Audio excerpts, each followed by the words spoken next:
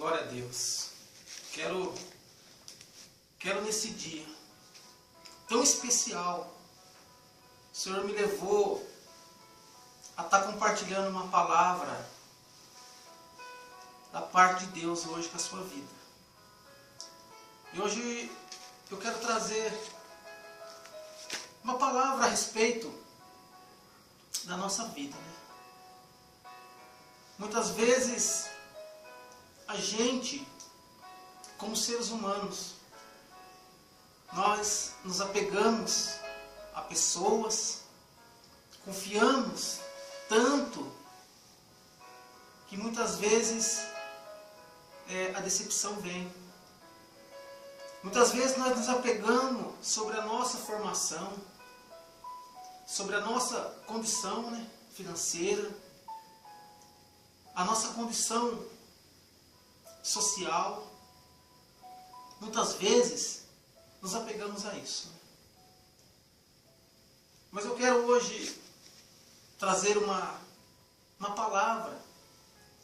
Aquilo que o apóstolo Paulo, ele fez uma análise de tudo isso. Pensamentos que muitas vezes a gente tem. E muitas vezes esquecemos que a nossa confiança, que a nossa solução, somente no Senhor Jesus. Somente o Senhor, Ele tem para nós uma definição para as nossas vidas. E eu quero trazer uma palavra em Gálatas, capítulo 6, versículo 14, da palavra de Deus, diz assim: mas longe esteja de mim gloriar-me, a não ser na cruz do nosso Senhor Jesus Cristo, pelo qual o mundo está crucificado para mim e eu para o mundo. Pessoa que escreveu esse texto sabia o que estava falando. O apóstolo Paulo, ele foi um divisor de águas. O apóstolo Paulo, ele sabia do que ele estava falando. O apóstolo Paulo diz que ele se gloria da cruz. Ele menciona a cruz. Ele poderia se gloriar da sua formação.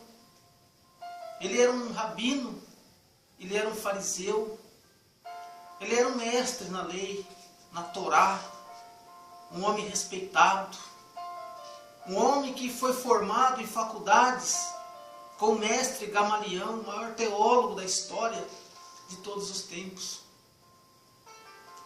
O apóstolo Paulo, ele poderia se basear a sua vida na sua formação acadêmica, em faculdades, um homem que a Bíblia diz que era conhecedor das letras.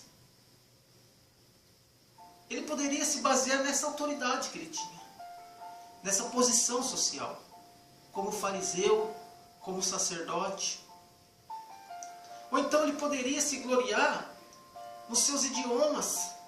Paulo falava 5 idiomas, línguas diferentes, o que é hoje raríssimos.